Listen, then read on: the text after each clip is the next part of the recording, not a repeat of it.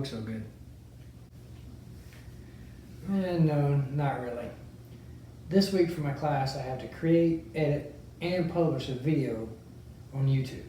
I have never created a video in my life, and I have no clue how to do all of this.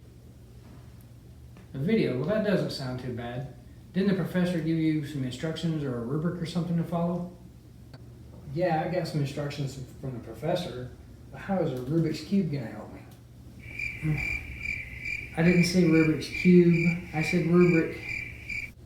Oh, well, what's a rubric anyway, Mr. Smarty Pants? Hang on there, High Speed. We have some administrative things to take care of first. Administrative stuff? Like what? I think we need to tell the people what the point of this video of yours is. Oh, well, that's easy, and get a good grade.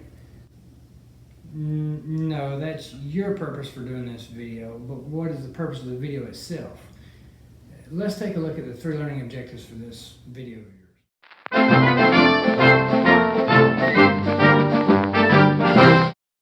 Now that we've established what the purpose of this video is, let's take a look at what a rubric is.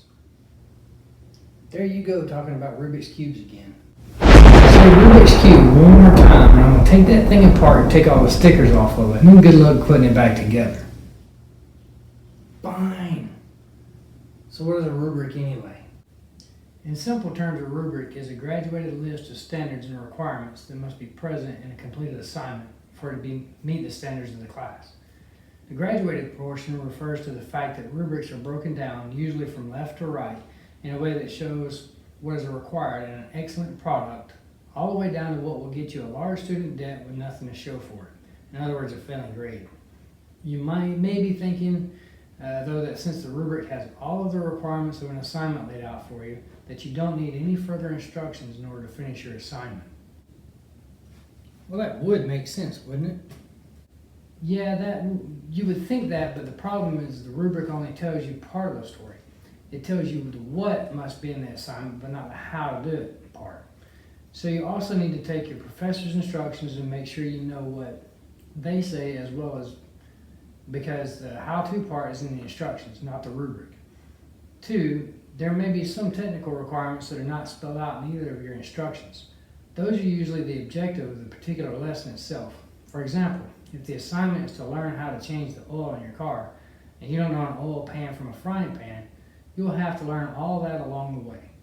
In other words, the how-to is often left up to the student's own ability to use the tools required to complete the project. If you aren't familiar with those tools, you'll have to get that way in order to be a success. So what happens if the rubric doesn't make sense and the professor's instructions don't make sense either? Really? That's an easy one. Just call, text, or email your professor and ask whatever questions you have about the assignment. They'll give you the information you need.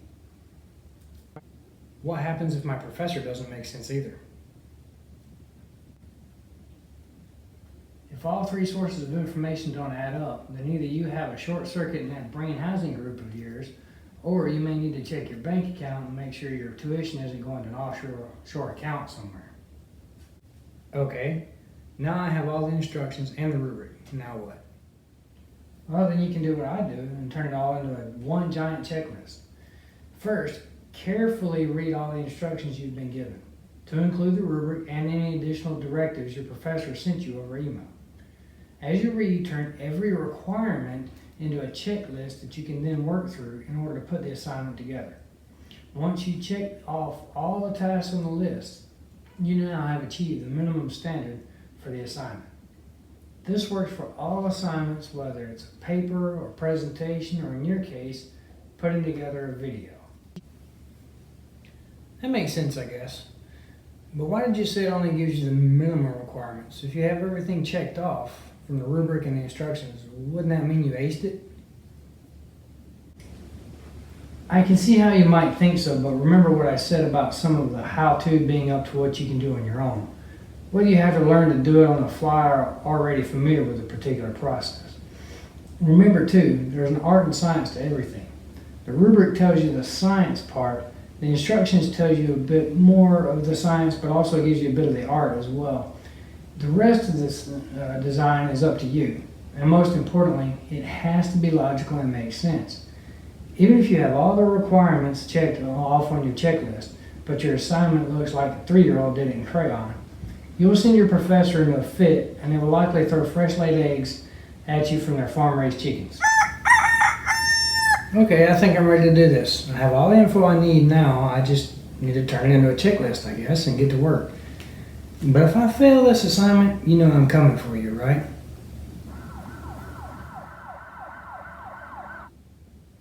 That would be interesting to say the least, since I'm only a digital representation of your thinking process. Anyways, I just have one more piece of advice for you. As a student, whether you're working your undergraduate or master's degree, you should absolutely ignore everything on that rubric that doesn't add up to excellence on your assignments. This goes double for Ph.D. students. If you even start thinking about doing the minimum standard, you're headed for failure. Okay, that's it. That's the end of my very first video. This was an assignment for my Ph.D. in Education and Curriculum Instruction. The technique I described in this video of using a rubric and the instructions to create a checklist is exactly what I do for all of my assignments. It doesn't matter which ones they are. I finish the checklist and then I go back and the things I have to learn for the class is what I have to put into it to get a better grade. And if I can help at least one student out there get a better grade by doing this technique, I'm happy with it. But like I said, I hope this was a little bit entertaining. And if you liked it, give me a thumbs up and leave me a comment below. Thanks for watching.